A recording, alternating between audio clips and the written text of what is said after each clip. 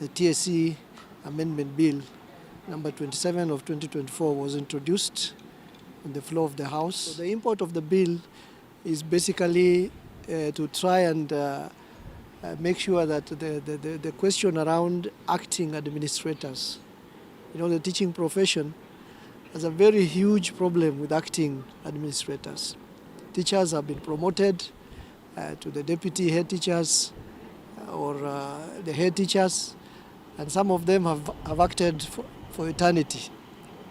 The Public Service Act says all civil servants are supposed to act for a maximum of 6 months, after which they are either confirmed into that position substantively or they are replaced. But the TSC has had this habit where administrators have been acting. Some have acted for 3 years, 4 years, 5 years, 6 years, for eternity. And at the end of the day, somebody else again is recruited to fill that position for which another administrator has been. So the bill is seeking to harmonize this problem of acting administrators in the teaching fraternity, and basically also to make sure that, because when we ask why some teachers have been acting for about 6 years and then the positions are filled, are recruited again and filled by somebody else, some of the reasons that TSC has been giving is that perhaps the person who has been acting is not qualified to be substantively confirmed as in that position. So the bill is seeking to end that habit, that practice, so that even before TSC thinks of posting a teacher in an acting position in any, either as a deputy or a head teacher, they make sure that that teacher is first of all qualified for that, either as the deputy head teacher or as the head teacher or as a principal. They make sure first of all that teacher is qualified before they post them to that acting position. Secondly, there have been a tradition where some teachers have been acting in more than one position. I've seen teachers in my constituency, for example, somebody was promoted to be a deputy head teacher, and then while he's still holding that contract for that deputy head teachership, he's again promoted to a head teacher, again in acting capacity. You are acting as a deputy head teacher for 3 years, and then again you continue acting as a head teacher, perhaps for another 2-3 years. So this bill is aiming to cure that kind of a problem, so that the acting period is defined in law, and we are proposing a period of between a minimum of 30 days to a maximum of 6 days as prescribed in the Public Service Commission Act.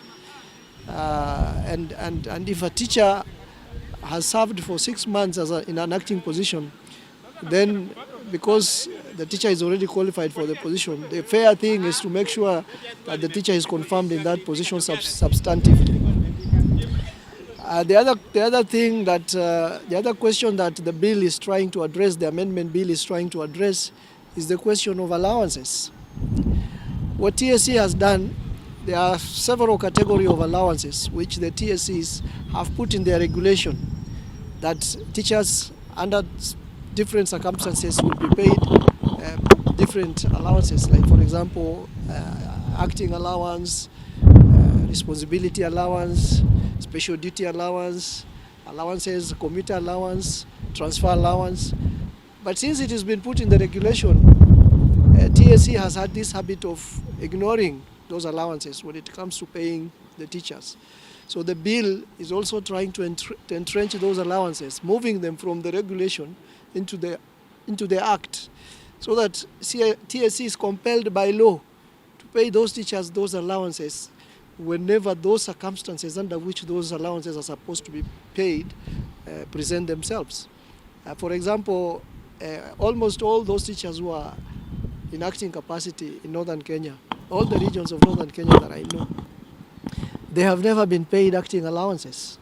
They have been put in acting positions for 6-7 years. Even if you look at their contract, TSC has cleverly avoided putting the question of acting allowance in their contracts. The contracts have been worded in such a way that, the teachers are made to believe you just hold fort while it is actually an acting position. So the amendment bill is actually trying to cure all those problems, moving those allowances to the Act so that it gets the force of the law. If you are transferred from one region to the other as a teacher, then you are entitled to the transfer allowance, and by law, TSC will be compelled to pay you that transfer allowance.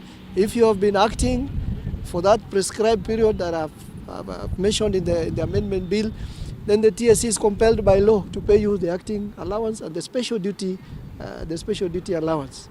So that is the import of the bill, and I hope other members of Parliament will support the bill so that it ends up into a substantive law in the TSC Act. Because the question of acting allowances, the question of teacher allowances is a problem across the country. All teachers throughout the country have the same problem. Perhaps the problem is more pronounced in some regions like northern Kenya, northeastern, because of the special conditions that are found there. But this problem of teacher allowances and the problem of acting is a problem affecting teachers across the country.